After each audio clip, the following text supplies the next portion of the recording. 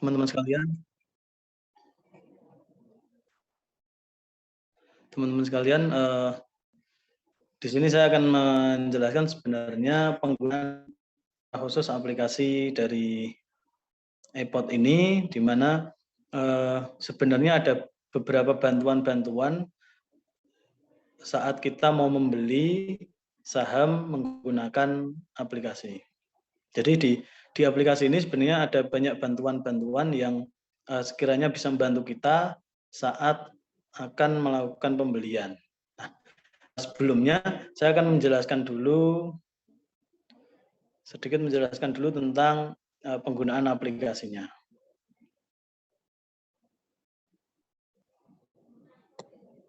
Nah, sudah terlihat ya teman-teman, Mbak Yulita sudah terlihat ini ya. Nah, jadi di sini di aplikasi ini itu ada banyak hal yang akan membantu kita sebenarnya. Yang pertama, kita lihat di sebelah kanan berarti ya. Nah, ini ada kodenya, ada namanya. Di sini ada macam-macam informasi yang bisa Anda dapatkan. Di cash dan portofolio itu di bagian infokas berarti itu adalah terkait dengan dana yang ada di kas Anda. Lalu di kas Anda itu nanti ada dana yang memang sudah bisa kita tarik atau masih di sistem itu ada. Lalu ada portofolio, biasalah portofolio ya. Portofolio itu berarti isinya portofolio kita yang sahamnya apa saja itu di situ. Lalu withdrawal adalah cara supaya kita butuh dana, kita narik dananya dari sistem dari akunnya yang RDN itu dari sini, di withdrawal ini. Nah, lalu transaksi aktivitas ini ya transaksi yang kita lakukan hari ini apa saja. Order status ini berarti terkait dengan saya klik ya. Nah, ini terkait dengan apa yang sudah kita lakukan dalam satu hari ini. Jadi order buy, order sell, nah itu di sini semua. Jadi kalau order Anda itu belum masuk ke sini, berarti order Anda belum terrecord. Kalau belum terrecord, Anda tidak bisa atau kegiatan membeli dan menjual saham tidak terlaksana. Nah, di sini ada berkala list itu terkait dengan Anda pengen membeli suatu saham tapi berkala, tiap bulan tanggal berapa gitu. Maka ini diklik, di setting, Anda tinggal memasukkan uangnya saja, maka tiap tanggal tersebut sistem akan membelikan produk dari pasar modal untuk Anda. Tapi menurut saya ini kurang pas digunakan. Karena apa? Karena belum tentu di tanggal tersebut Anda bisa mendapatkan harga yang murah. Gitu. Lalu ada informasi di sini macam-macam lah ya, bank infonya apa macam-macam lah itu. Nah, itu untuk yang sebelah kanan. Nah, lalu saya akan menjelaskan di bagian yang sebelah kiri. Nah, di sini ada market live, index, live trading, stock list, order book. Nah, biasanya di sini saya akan menggunakan, saya pengen milih perusahaan ya, itu Anda bisa menggunakan ini tools and analysis, ini ya tools and analysis, lalu diklik cari di stock screener. Nah, di stock screener ini Anda bisa mencari perusahaan-perusahaan yang ingin Anda pilih gitu. Kalau saya biasanya di sini. Kalau saya intinya di ROE. ROE-nya saya buat lebih dari 15 biasanya gitu. Suka-suka kalau ini, suka-suka. Lalu boleh PBV, boleh macam-macam, itu terserah Anda. Contoh di sininya saja ya. ROE-nya 15, lalu hutang terkait dengan dibanding dengan modalnya itu kurang dari 1. Berarti kurang dari 1 itu kurang dari 100%. Lalu Anda cari sampai di bawah, pakai yang composite index atau yang customer atau yang macam-macam ini. Saya contohkan yang composite index saja. Lalu selanjutnya rahasianya di sini bahwa saya memilih perusahaan-perusahaan yang baru jatuh gitu. baru jatuh. Biasanya saya di sini, momennya dalam 1 tahun ini sudah turun lebih dari 50%, ini contoh saja. Nah, kita cek. Nah, ada 3 saham ini yang ternyata dalam 1 tahun itu turunnya lebih dari 50%. ROE-nya ini 31, INTA ini ROE-nya malah sampai 47. Nah, ini cara memilih perusahaan supaya kita punya pandangan dulu. Kita punya pandangan dulu sebenarnya perusahaan yang cocok itu seperti apa. Jadi kita nemu perusahaan dulu baru dicek secara lengkap. Umumnya contoh gini, setelah kita mengecek CANI atau INTA ini, selanjutnya adalah Anda mencari CANI itu sahamnya seperti apa sih. Nah, ceknya di sini, di simple buy. Di sini ya, bagian simple buy diklik, CANI umumnya.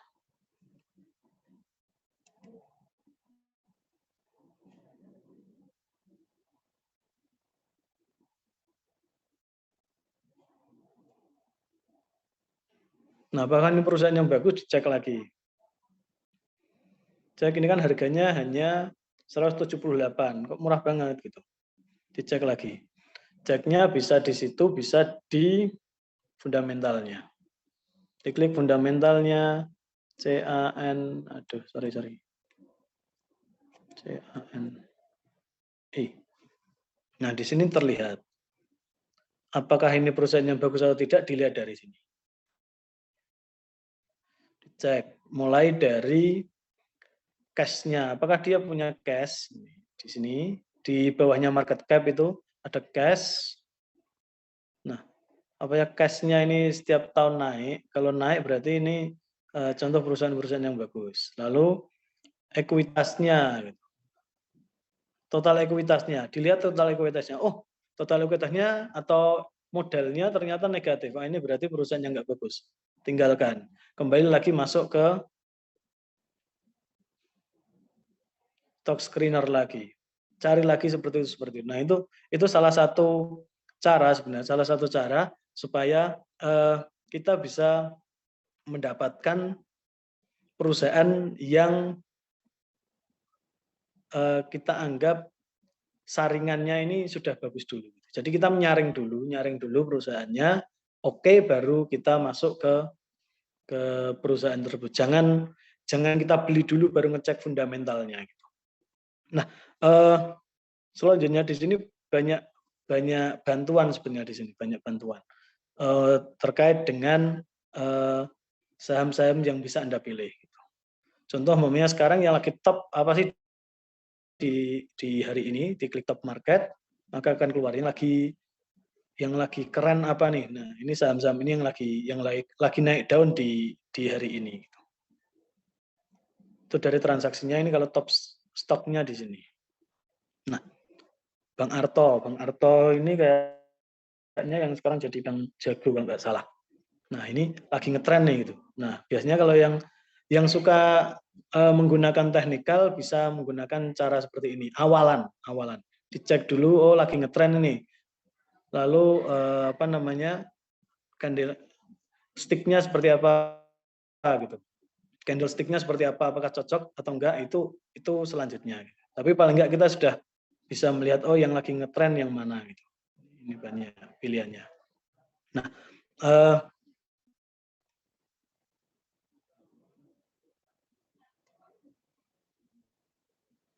di sini macam-macam ya bantuannya. Jadi karena macam-macam maka Anda bisa mendapatkan sebenarnya banyak hal terkait dengan pemilihan saham untuk awal, Jadi Anda harus memilih saham dulu sebelum.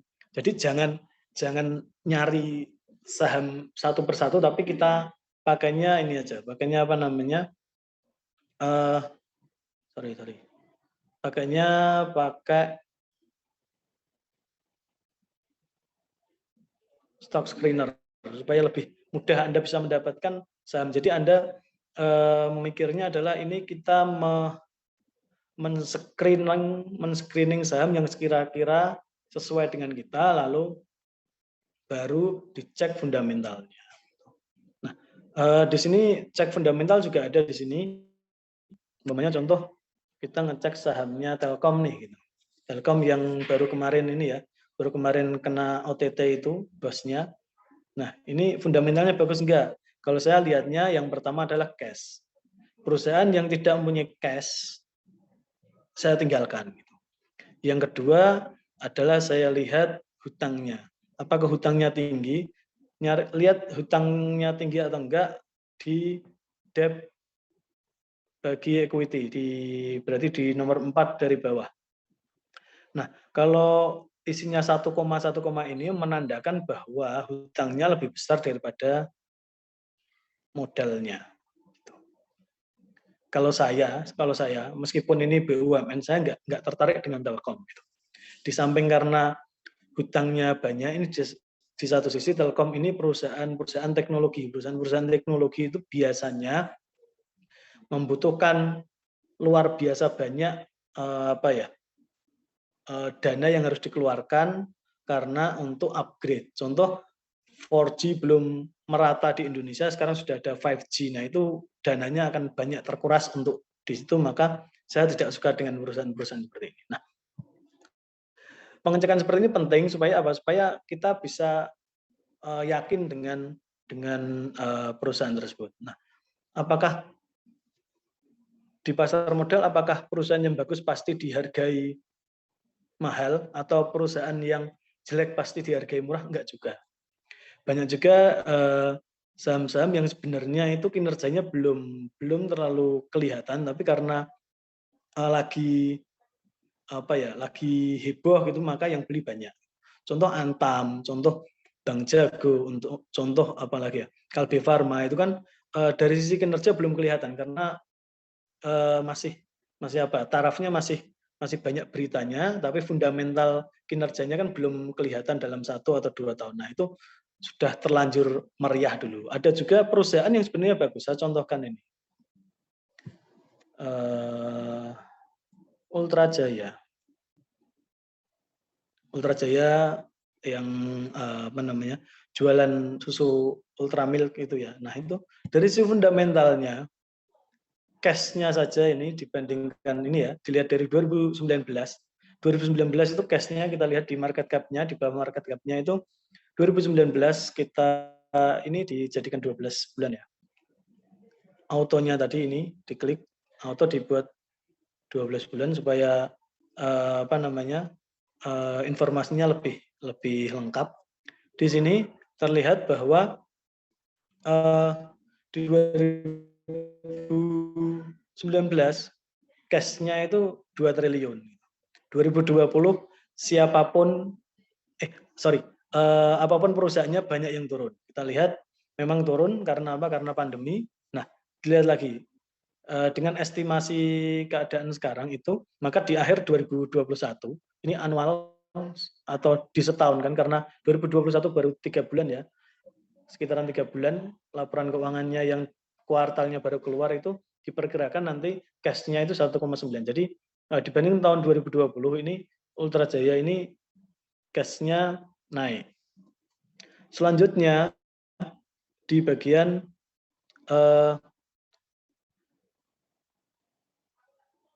hutangnya ternyata dibandingkan tahun 2019 ini kelihatan 0,8 ya di sini. Di bawah, di nomor 4 dari bawah itu 0,8 itu 2019, 0,7 itu 2020.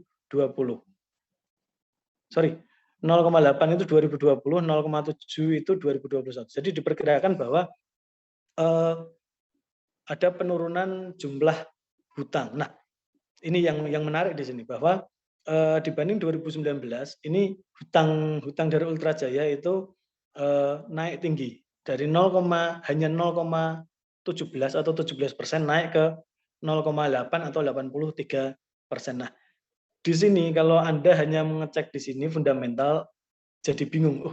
Ini sahamnya hutangnya kok tiba-tiba naik. Di aplikasi ini tidak disebutkan kenapa naik, maka Anda mau tidak mau harus membuka laporan keuangannya. Kenapa sih ini bisa naik? Nah, informasi yang saya dapatkan adalah bahwa Ultra Jaya ini memang tahun 2020 mengambil hutang agak banyak untuk ekspansi bisnisnya. Jadi DIR-nya pasti naik. Nah, kita lihat EPS-nya. EPS ini penting, umpamanya Anda milih perusahaan yang bagus itu lihat EPS-nya. Kalau EPS-nya naik terus dalam jangka panjang sahamnya pasti ikut naik. Kita lihat bahwa tahun 2019 EPS-nya hanya 88, 2020 saat pandemi pun EPS-nya tetap naik ke 94. Nah, diperkirakan nanti di akhir tahun 2021 EPS-nya naik ke 139. Nah, ini penting untuk melihat perusahaan yang bagus itu dari situ.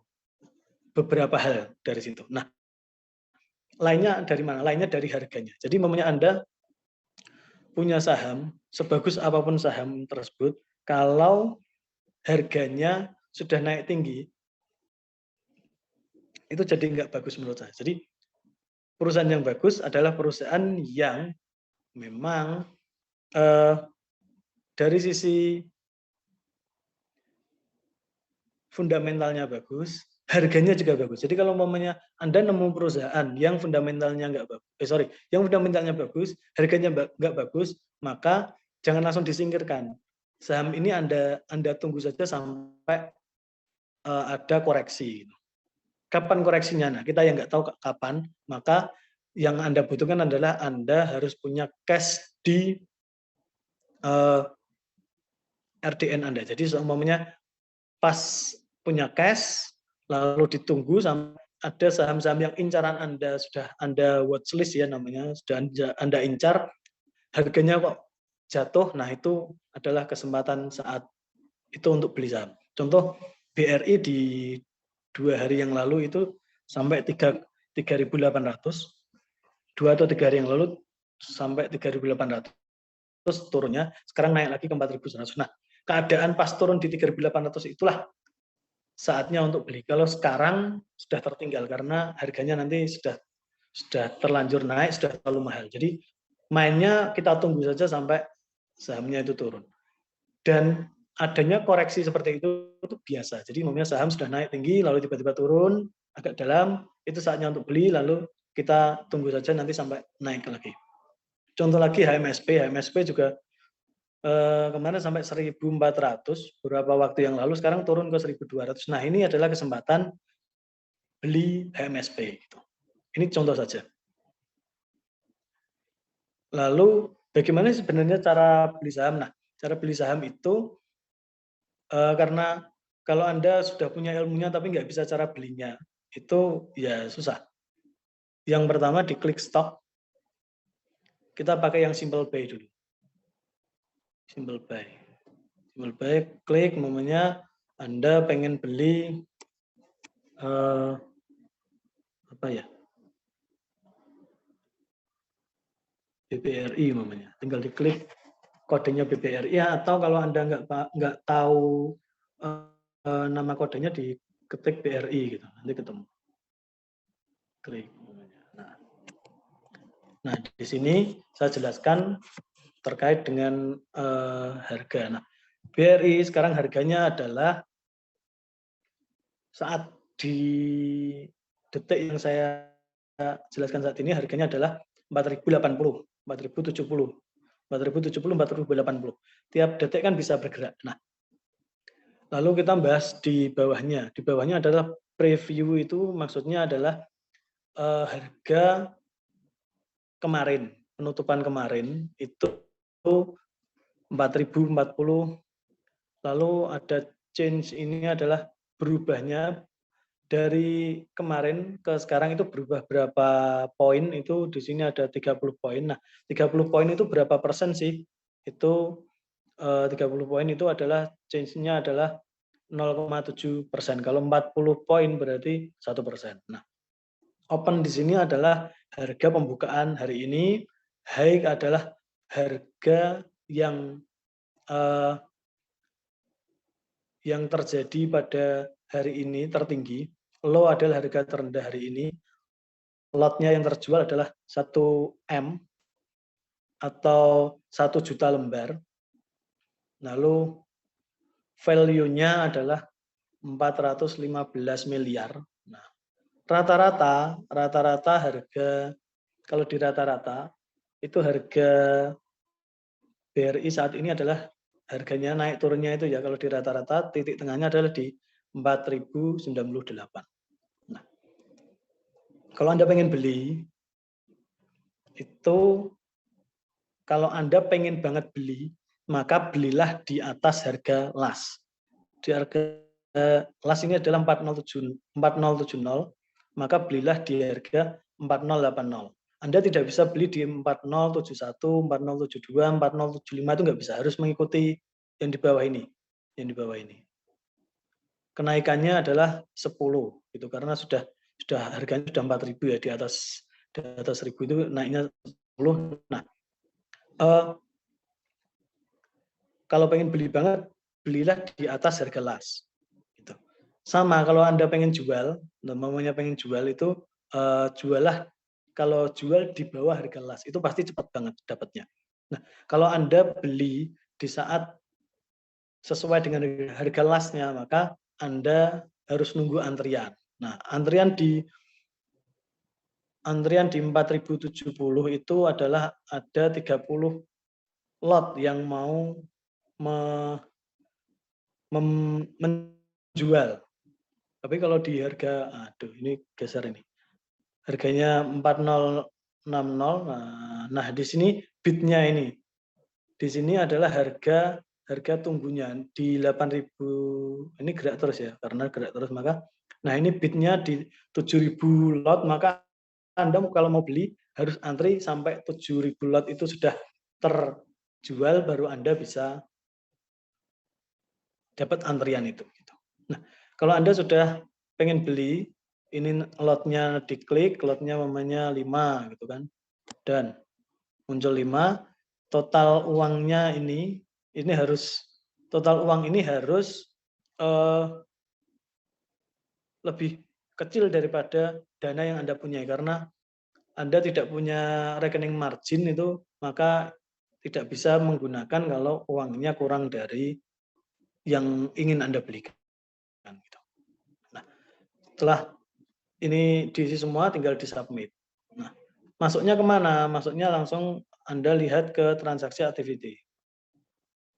Di order status, nanti terlihat di sini. Maunya belinya berapa, atau pengen jual berapa, di situ muncul. Itu yang pertama untuk jual. Yang kedua untuk beli. Beli kita pakai simbol sell. Jual kita pakai simbol sell. Maunya kita pengen jual BRIS.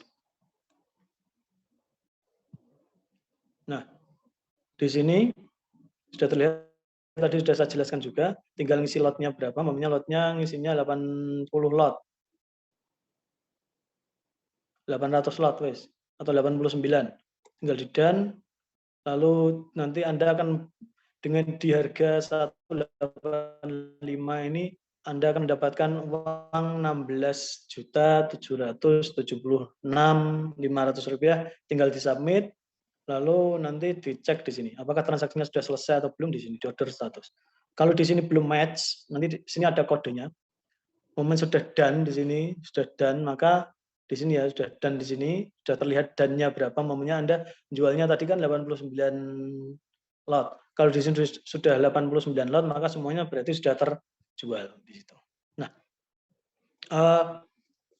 kelemahan kita sebagai mahasiswa, sebagai orang yang punya pekerjaan lain di samping membeli atau investasi saham, maka kita sebenarnya bisa jual atau beli saham itu menggunakan tidak di jam apa namanya, bursa buka. Jadi momennya Anda repot nih, momennya kalau siang repot, Anda bisa mengordernya itu malam.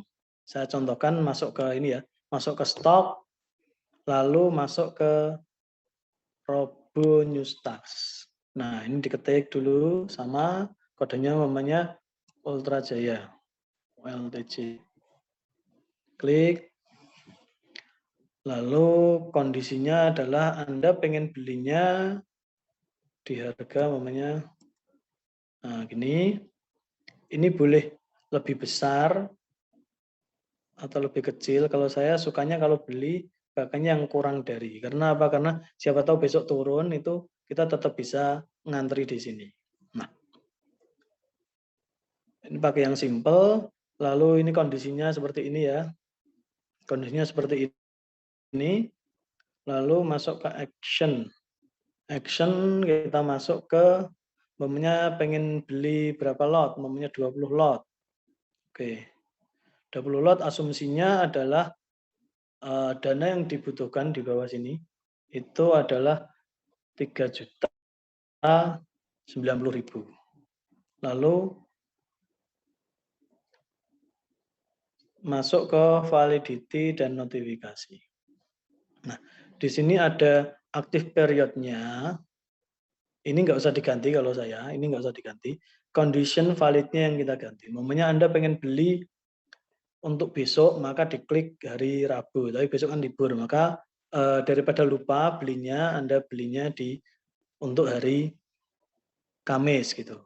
Di set, maka kalau ini disubmit, maka di hari Kamis kalau Ultra Jaya menyentuh harga ini di 1545 ini, secara otomatis nanti Anda akan di email oleh sistem bahwa Anda akan diantrikan di harga ini. Gitu.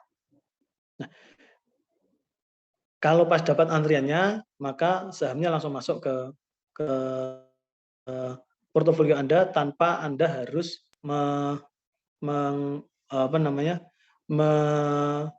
mengorder lagi di hari Kamis. Gitu. Jadi Anda nggak usah mikir ordernya. Nah, untuk condition valid ini Anda bisa memakainya bisa sampai 9 biasanya. 30 hari. Jadi karena ini tanggal 25 maka berakhirnya bisa tanggal 25. Jadi momennya Anda pengen ini momennya harga Ultra Jaya ini 1545. Anda berpikir bahwa dalam 1 bulan ini harganya semakin turun, Anda bisa kok ini disetting momennya saya pengen belinya pokoknya di harga 1.250 momennya. Nah, di sini kalau dalam 1 bulan ini Ultra Jaya ternyata bisa menyentuh di 1.250, maka Anda akan dibelikan di harga ini. Jadi Anda tidak usah melihat harga sahamnya tiap hari, Anda tinggal pakai ini robot trading, secara otomatis nanti disubmit tanggalnya dibuat 1 bulan namanya. Kalau harganya belum menyentuh ini, Anda tidak akan dibelikan oleh sistemnya. Ini enaknya di situ menurut saya.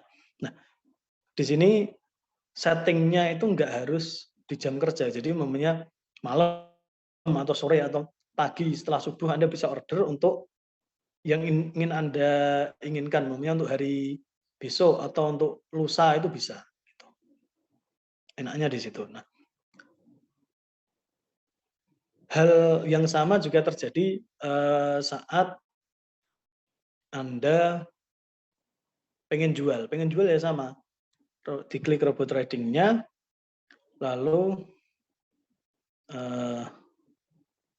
diklik namanya Ultra Jaya. Sorry. ULTJ. Nah, di sini nanti tinggal jual, setting dijualnya gitu. Nah, itu untuk apa? Untuk supaya kita nggak bingung saat kita nggak ada waktu, maka itu bisa digunakan dan saya sering menggunakan seperti itu. Jadi pas di jam kerja saya sudah tenang karena sudah beli. Saya 2 atau 3 hari yang lalu saya beli juga pakainya robot trading. Saya setting malamnya, besok tinggal diem dapat email bahwa sudah diantrikan, saya cek sore, oh ternyata memang sudah terbeli gitu. Nah, di sini ada tambahan lagi menurut saya di bagian dan detail ini melihat sebenarnya kalau ini jumlah siapa saja yang beli, gitu. Siapa saja yang beli Telkom untuk hari ini.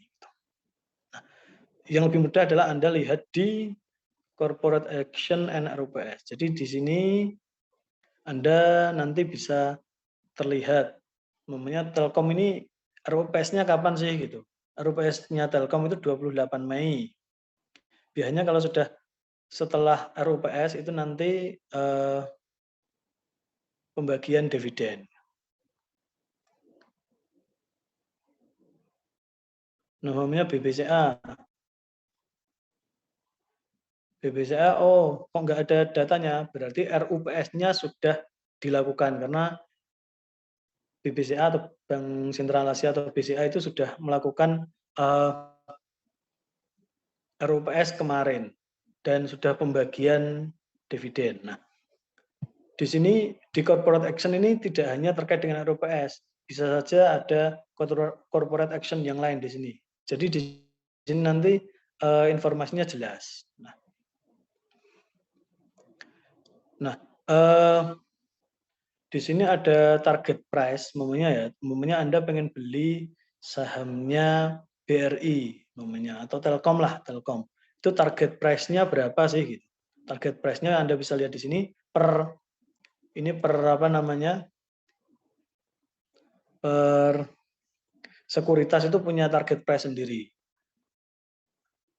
RHB bilangnya target price-nya dari Telkom adalah di 3.700 macam-macam. Nah, ini hanya target price, ini pandangan dari sekuritas. Sekuritas ini menyatakan bahwa ini Telkom bisa mencapai harga segini perkiraan. Tuh, itu target price. Kalau price allowed itu untuk ini, untuk Anda pengen dikabari ya, saham apa gitu, itu nanti kalau di harga segini saya di notif ya, itu price allowed di bawah ini. Tuh. Lalu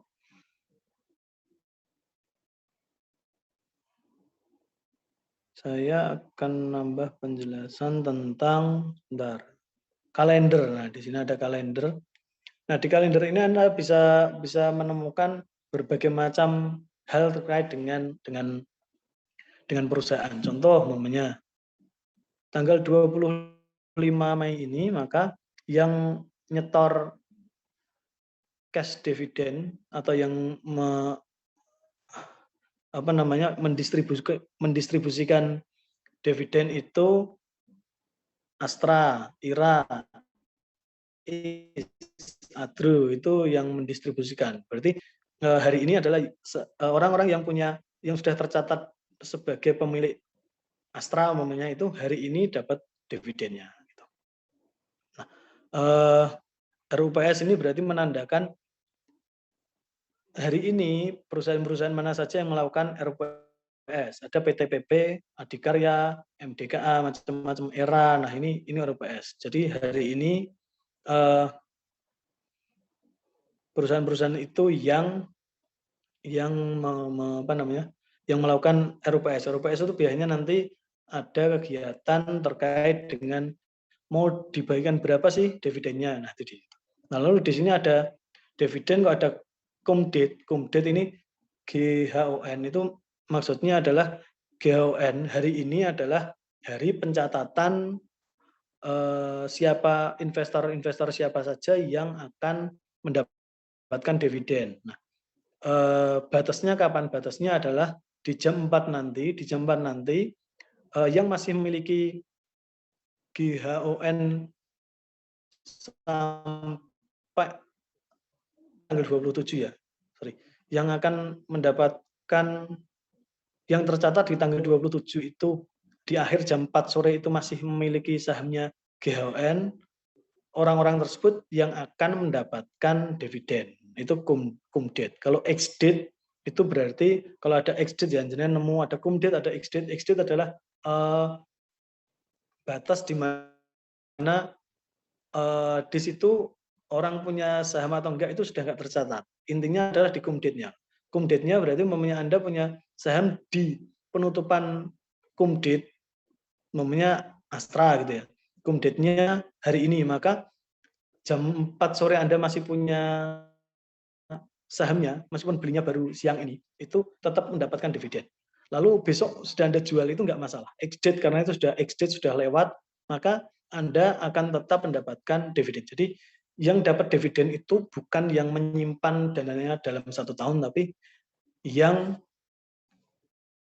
pada hari cum date-nya itu dia masih memiliki saham tersebut. Jadi memangnya saya belinya Astra itu hari ini gitu kan.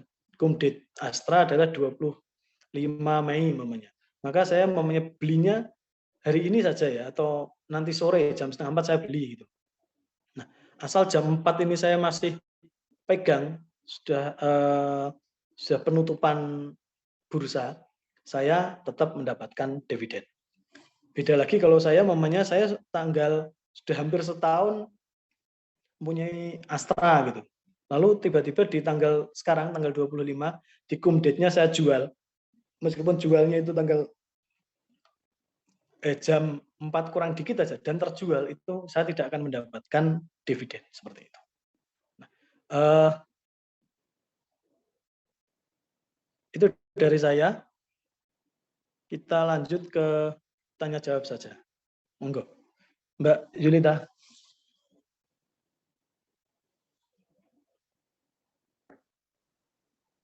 Baik, terima kasih Pak Zaki. Mungkin teman-teman ada yang mau ditanyakan?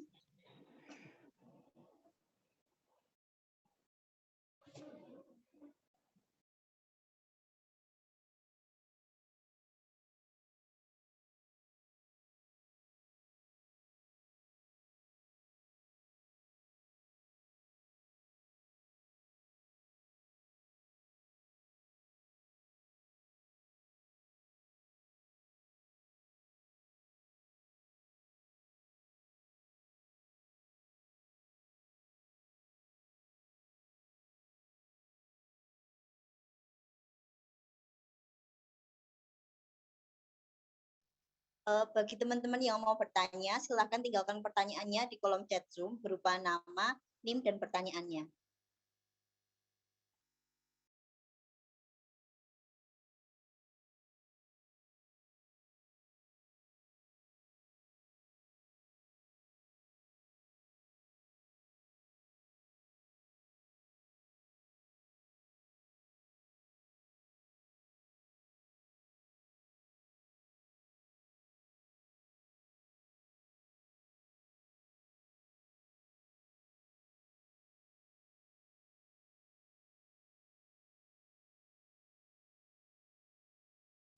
Arya Panji R, apakah ada yang mau ditanyakan?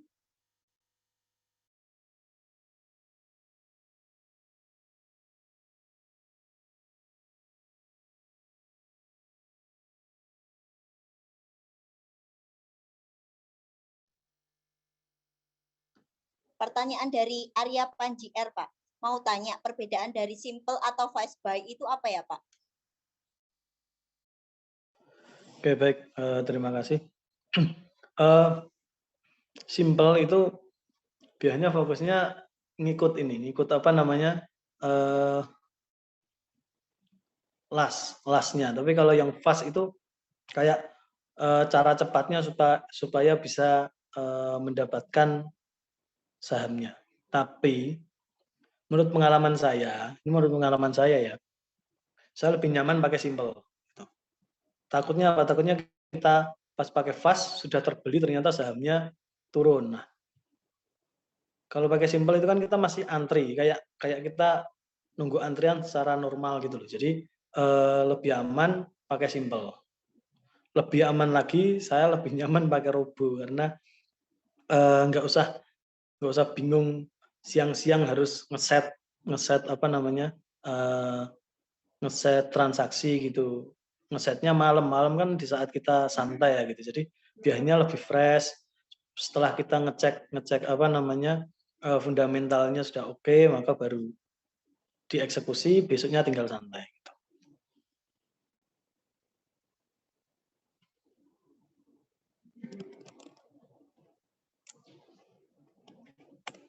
Begitu Mbak Yulita. Lanjut ke pertanyaan selanjutnya ya Pak. Dari Oke.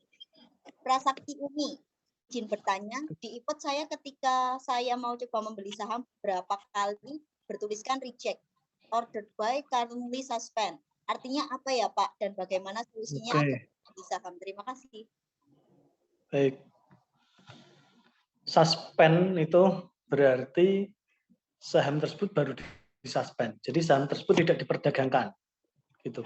Karena gini, terkadang ada saham-saham yang pergerakannya itu nggak normal, itu terus sama BI disuspend supaya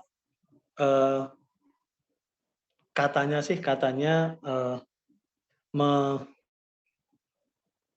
membantu investor supaya berpikir lebih santai lagi. Jadi momennya ada yang naik nggak beraturan gitu, naik tinggi banget beberapa hari itu biasanya kena suspend, atau turun gitu beberapa kali kok turunnya itu ekstrim, itu biasanya nanti kena suspend. Supaya apa? Supaya kayak calling down dulu, tenang, investor suruh tenang dulu, yakin mau beli nih gitu. Jadi itu biasanya seperti itu. Nah, suspend itu biasanya ada yang seperti itu. Nah, kalau keadaannya seperti itu, Anda tunggulah 2-3 hari, biasanya nanti dibuka suspendnya. Yang kedua, suspend itu bisa terjadi saat perusahaan itu memang lagi bermasalah. Gitu. Contoh, lagi perusahaannya lagi merugi, lalu kan perusahaan itu ada kewajiban karena sudah terbuka ya, ada kewajiban untuk menyerahkan laporan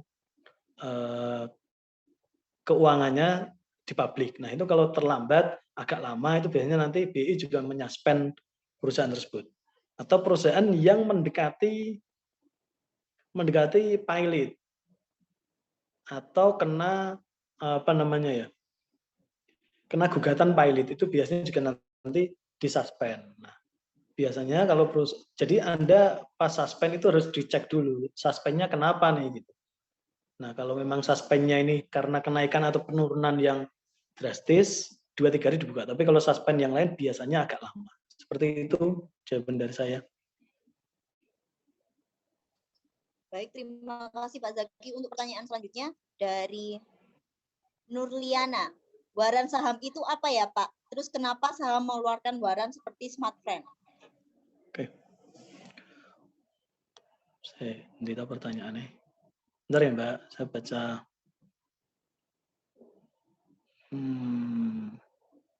Oke. Smartfren, oh maksudnya. Oke, waran itu produk turunan dari saham ya Mbak. Jadi waran itu biasanya adalah kesempatan investor untuk membeli saham baru. Jadi waran itu adalah nantinya itu kesempatan investor untuk membeli saham baru. Karena perusahaan mengeluarkan saham baru, nah investor ini berarti yang sudah beli, yang sudah punya sahamnya ya, itu diberi kesempatan untuk membeli saham baru. Nah, kalau nggak beli gimana? Kalau nggak beli nggak apa-apa, karena ini opsi, boleh beli boleh nggak. Kalau beli nanti ada harganya, tertulis namanya waran di harga Rp200 gitu. Nah, dilihat harganya. Waran itu Anda harus melihat harga saham saat ini. Contoh gini, contoh ada waran, kok harga sahamnya sekarang 100, kok warannya 150, jangan mau beli. Ngapain kita beli waran yang lebih mahal dari harga saham saat ini? Daripada beli warannya, mending Anda lupakan warannya, Anda beli sahamnya yang harga sekarang karena harganya lebih murah. Nah, biasanya supaya lebih menarik investor yang sudah punya sahamnya, itu waran dijual di bawah harga pasar. Contoh, harga pasar saat ini 250. Contoh ya. Lalu warannya dibuat harganya 150 gitu. Supaya apa? Supaya investor ini tertarik untuk beli warannya ini. Maka waran itu terbeli oleh investor. Nah, cuman karena waran ini bisa menjadi indikasi nih. Kalau saya sih momennya perusahaan kok bolak-balik mengeluarkan waran, berarti dia mengeluarkan lembar saham baru, berarti dia butuh uang terus. Nah, ini berarti ada indikasi bahwa perusahaan itu kurang sehat, kalau menurut saya. Jadi kalau perusahaan yang sering mengeluarkan waran seperti Smartfren itu ya, nah ini enggak deh gitu. Berarti perusahaannya kan nggak punya duit berarti. Karena apa? Karena harus menerbitkan saham baru supaya bisa mendapatkan tambahan uang. Padahal perusahaan yang sehat itu nggak usah perlu menerbitkan saham baru, itu sudah bisa dapat uang. Karena apa? Karena proses bisnis yang dia jalankan. Contoh BRI tahun kemarin tuh malah buyback saham. Jadi dia membeli saham yang ada di publik supaya berkurang jumlahnya. Nah, ini berarti perusahaan ini perusahaan yang punya duit nih, karena apa? Karena dia membeli kembali saham yang sudah beredar di publik. Seperti itu. Begitu Mbak Julita. Meta Kristina, pertanyaannya apa ya? Lanjut ke pertanyaan selanjutnya dulu ya, Pak. Dari Iya. Nurdin, cara pasang stop loss dan TP bagaimana ya, Pak? Oke. Pasang stop loss dan TP itu pakai robot trading tadi. Jadi umpamanya gini, saya contohkan sekalian ya.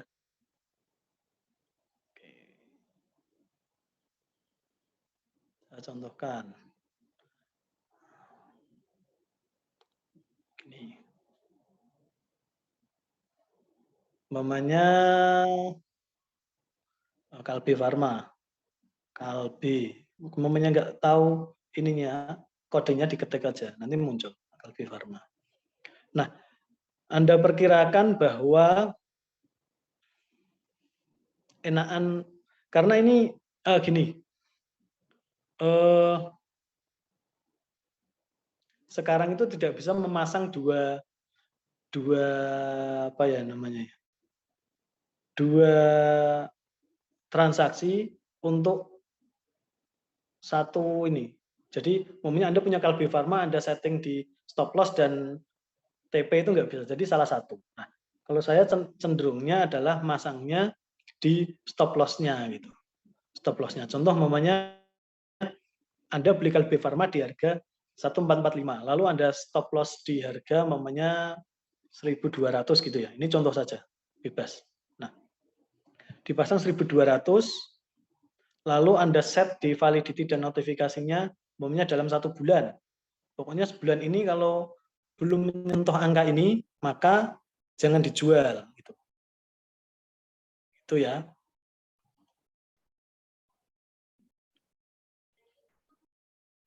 Nah, jangan sampai salah.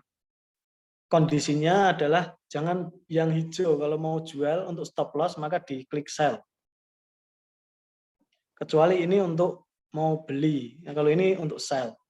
Di set, sell, lalu kuantitinya namanya 200 gitu ya. Contoh saja, 200. Di submit. Nah, dalam 1 bulan ini, kalau Kalbe Farma sampai menyentuh 1200 tadi ya, kondisinya 1200 maka akan dijual. Ini untuk stop loss. Nah, lalu untuk ininya gimana? Untuk TP-nya gimana? TP-nya saya cenderung ke price alert. Kalau price alert-nya kita klik namanya. Aduh. Sorry. Nah, ini kita cek, kita buat saja namanya ini KLBF, Kalbe Farma. Nah, ini target price-nya namanya lebih dari, jangan sampai salah loh ya, lebih dari namanya 1800.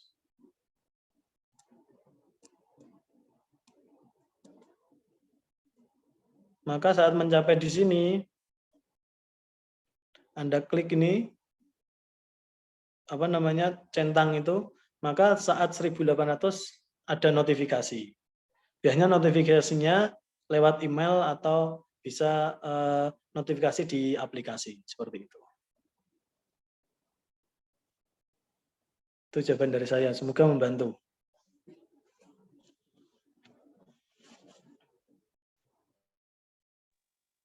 Langsung ke pertanyaan selanjutnya, Pak, dari Putriana Dewi. lagi Pak, apakah IHSG berpengaruh terhadap saham? Terima kasih. Oke, baik, terima kasih. Ini IHSG itu dibuat sebagai landasan harga saham. Jadi mempunyai harga saham IHSG adalah pergerakan harga saham yang ada di Bursa Efek Indonesia. Kelemahannya IHSG apa? Kelemahannya adalah IHSG itu tidak memberikan gambaran secara nyata terkait dengan keseluruhan saham. Jadi IHSG itu sebenarnya pergerakannya hanya di IHSG itu pergerakannya hanya dimotori oleh 10 sampai 30 perusahaan yang market value-nya besar gitu. Jadi namanya penggerak-penggerak IHSG itu adalah perusahaan-perusahaan yang mempunyai market besar gitu. Jadi tidak semua bisa menggerakkan IHSG. Jadi bisa saja IHSG itu naik tinggi tapi saham Anda ternyata turun. Itu sering terjadi dengan saya, kecuali kalau saya punya saham yang mempunyai market yang besar.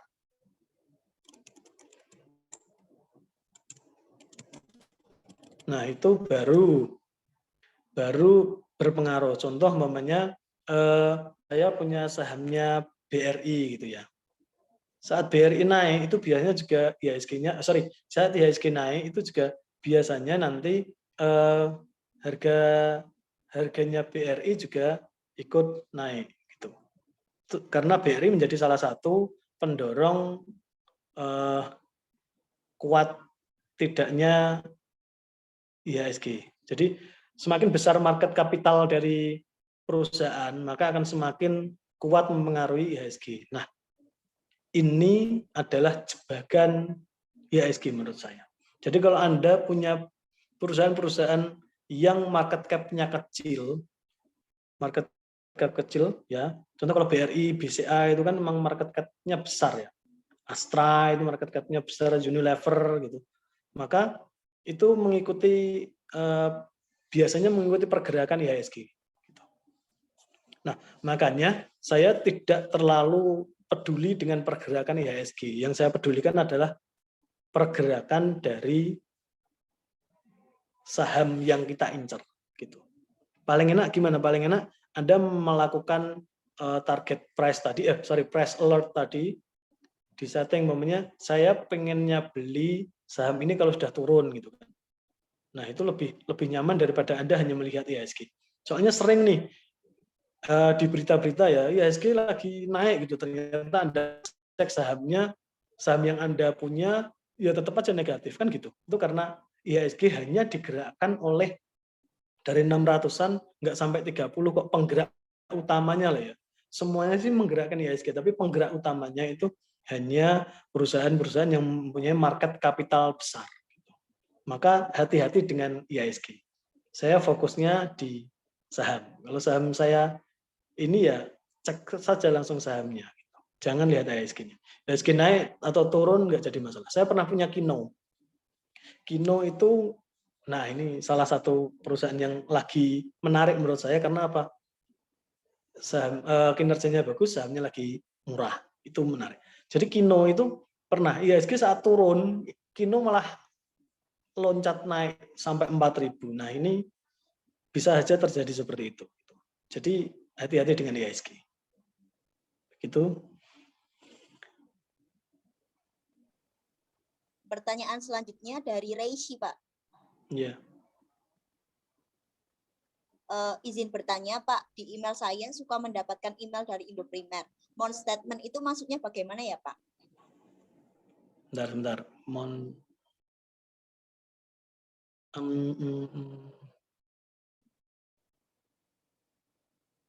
Siapa atas nama siapa, Mbak? Saya baca dulu. Oh, Mon. Oh ya.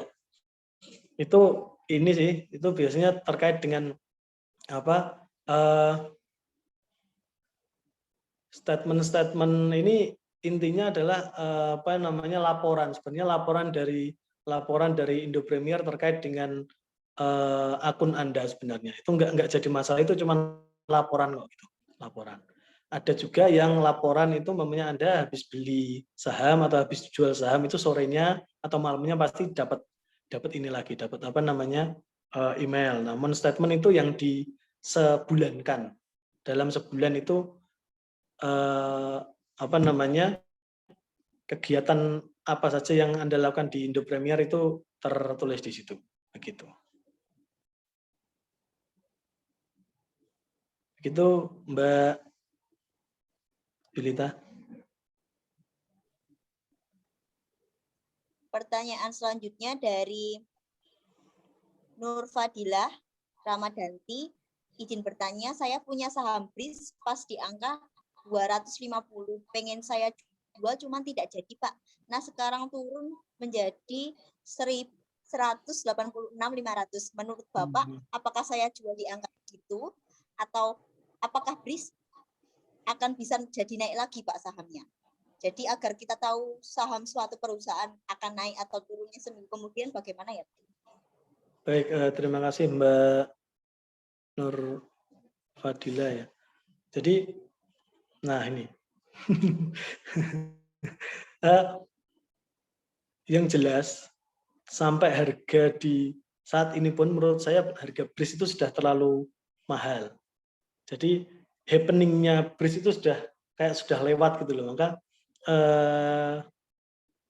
saya sih nggak ngerti BRIS bakalan naik lagi atau enggak ya, karena saya juga nggak ngerti nantinya seperti apa. Cuman ini kalau menurut saya kalau sudah untungnya sudah cukup, Anda bisa jual. Kecuali Anda yakin BRIS itu nanti kinerjanya menjadi luar biasa. Karena menurut saya harga BRIS ini sudah tidak masuk akal. Sudah tidak masuk akal. Dengan kinerja yang belum terlihat, dia sudah tidak masuk akal harganya ini. Gitu. Itu menurut saya. Bebas Anda mau jual atau beli. Anda mau jual atau hold itu monggo. Tapi menurut pandangan pribadi saya nggak punya BRIS karena saya nggak punya BRIS. Ini harganya sudah terlalu mahal. Nah, sebenarnya saham naik atau turun itu kan tergantung dari banyaknya pembeli. Semakin banyak pembeli yang pengen beli, maka harga akan naik.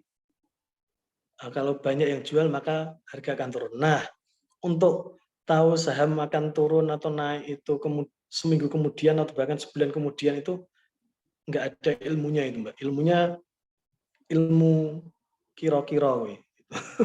Nggak ada ilmunya yang bisa apa namanya ini pasti naik nih, besok pasti naik, nggak ada.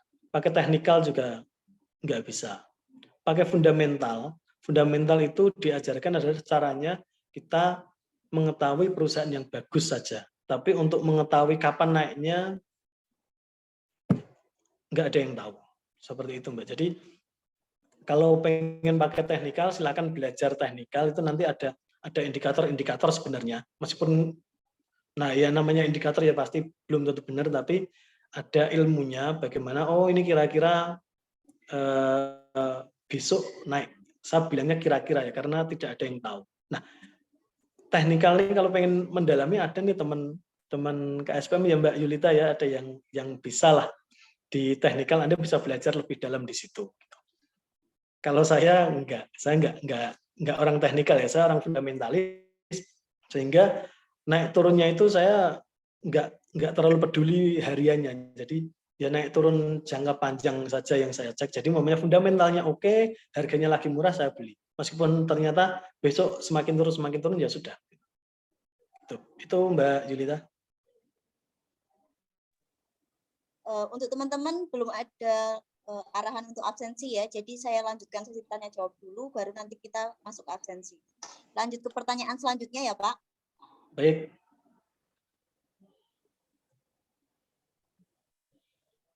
Jikalau perusahaan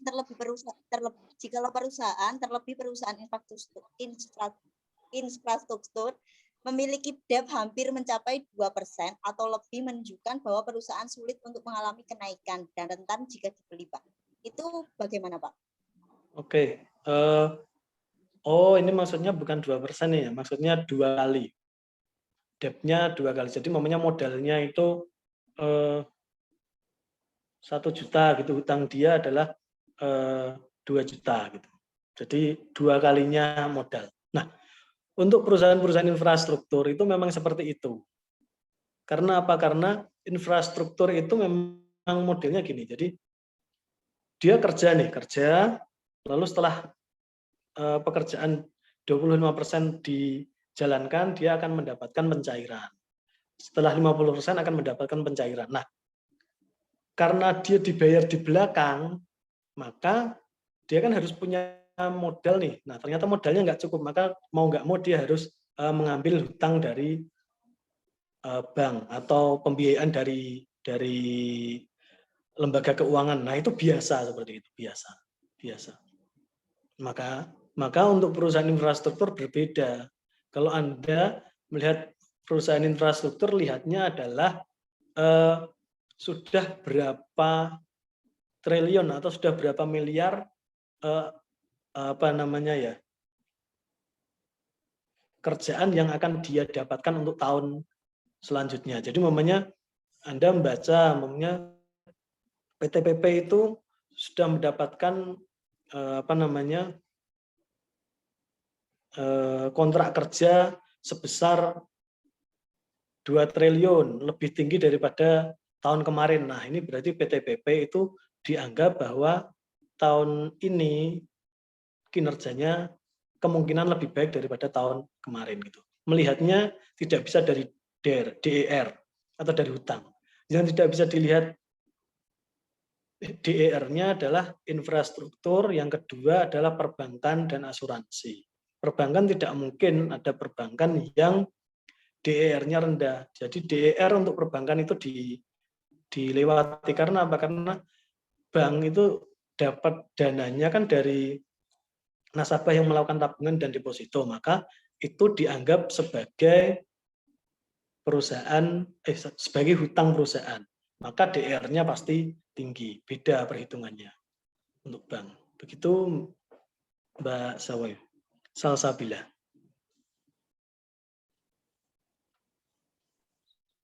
Lanjut pertanyaan dari Mbak Anggun, Pak.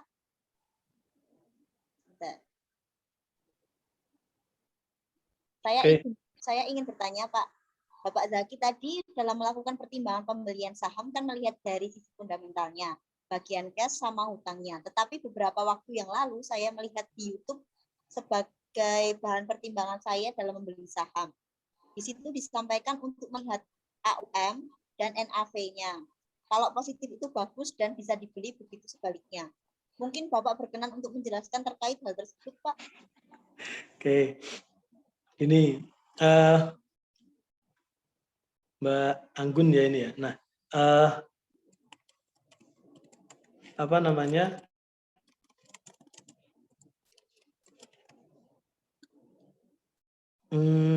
tadi saya hanya menjelaskan sekilas. Jadi banyak hal terkait dengan cara pemilihan fundamental ya, terkait cara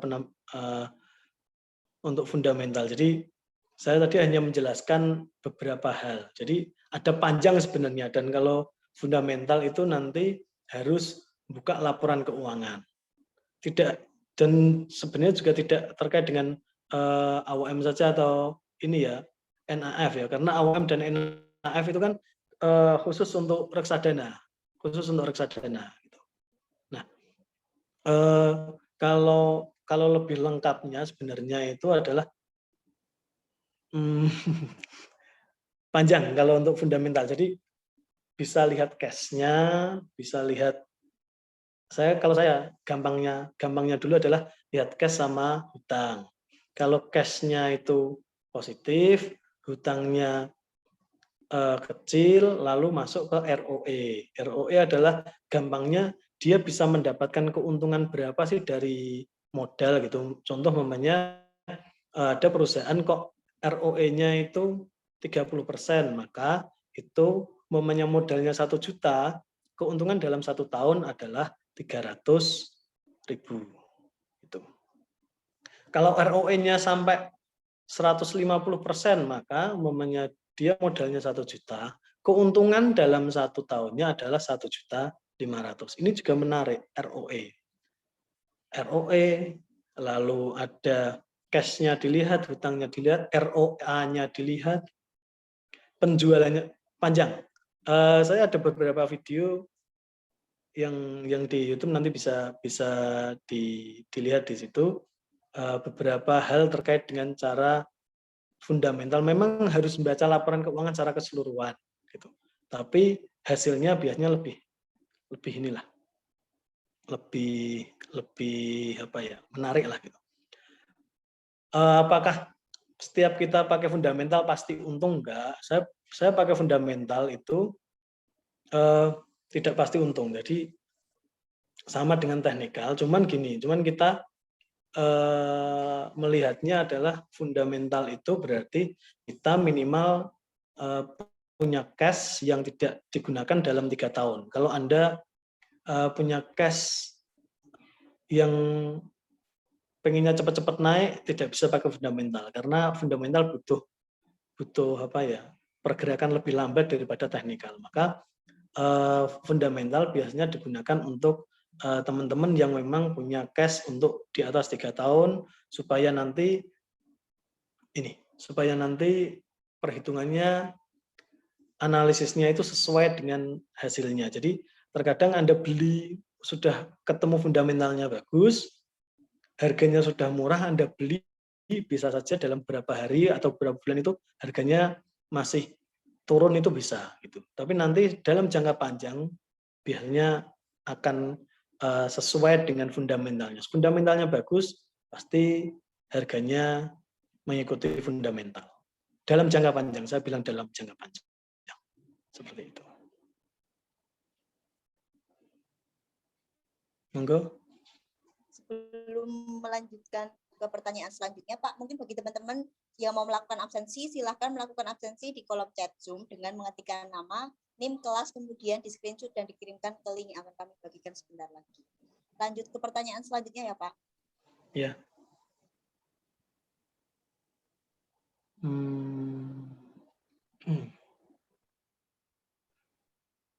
Dari Ayu Prasakti Utami, Pak, yang tadi bertanya soal buy suspend tadi, menyikapi jawaban Pak, kemarin kan saya dihubungi pihak IPOT lewat WA. Tanya akun saya yang kena suspend dan harus transfer ke nomor RDN itu. Jadi yang betul yang mana ya, Pak?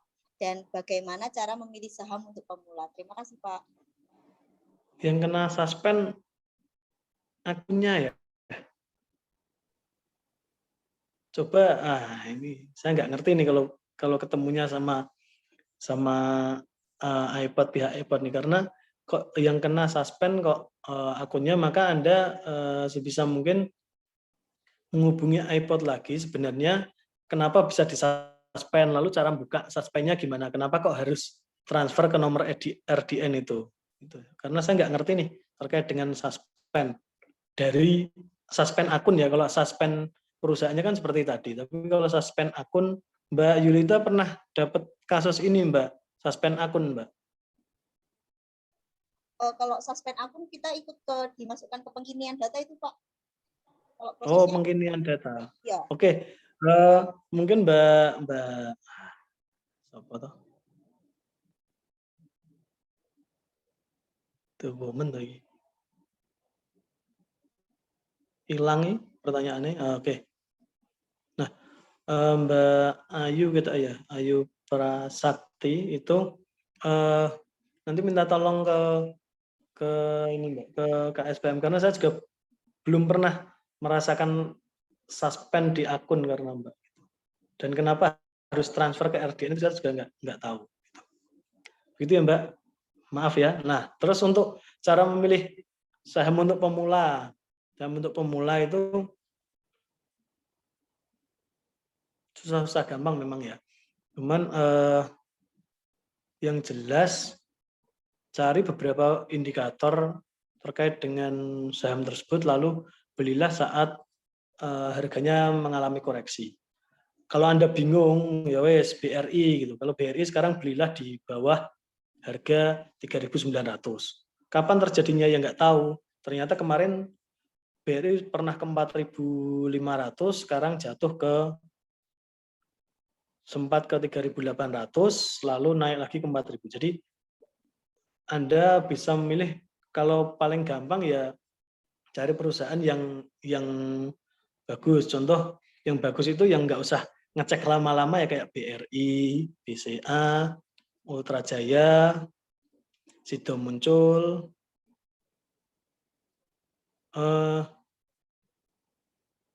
Unilever sebenarnya, tapi harganya sekarang lagi cenderung turun terus. Nanti tidak saya Anda salahkan karena kok sudah beli kok tambah turun gitu. Nah, itu ada beberapa perusahaan yang masuk akal. Sido Muncul itu masuk akal menurut saya, harganya masih murah. Ultra Jaya itu, tapi tunggu harganya mengalami koreksi gitu. Atau kalau Sido Muncul ya mendekati atau 700 awal. 700 awal itu maksudnya namanya harganya di rentang 710, 720. Nah, itu bisa dibeli gitu. Jadi carilah perusahaan yang memang fundamentalnya bagus. Nah, fundamentalnya bagus itu kalau Anda ngeceknya nggak serius kan lama. Nah, contohnya yang saya contohkan tadi, Anda bisa beli Ultra Jaya, bisa beli Sido Muncul. Kalau yang bank ya berarti ya BRI, BCA gitu. Karena cara memilih saham itu ya memang harus buka laporan keuangan kalau memang cara fundamental, dan itu butuh waktu, butuh belajar. Nah, Anda bisa saja sambil jalan sambil belajar ya bisa. Cuman prosesnya harus lebih sabar. Kalau pemula, hemat saya cari perusahaan-perusahaan yang sekiranya kata orang sih, ya agak susah juga sebenarnya, kata orang bagus gitu, kata orang, meskipun belum tentu juga. Begitu ya Mbak, semoga membantu. Karena saya kalau menunjukkan perusahaan-perusahaan yang bagus nanti ternyata kok nggak naik-naik, nanti jenengan bingung gitu. Karena di sini di pasar modal itu banyak perusahaan yang bagus, harganya murah juga ada. Pokoknya banyak perusahaan yang banyak saham yang harganya nggak masuk akal. Nggak masuk akal itu perusahaannya bagus, harga sahamnya turun terus. Ada perusahaan yang belum terlihat bagus tapi karena lagi rame itu harganya terus naik gitu ya, biasa. Itu jawaban dari saya. Monggo Mbak Yulita, masih ada lagi?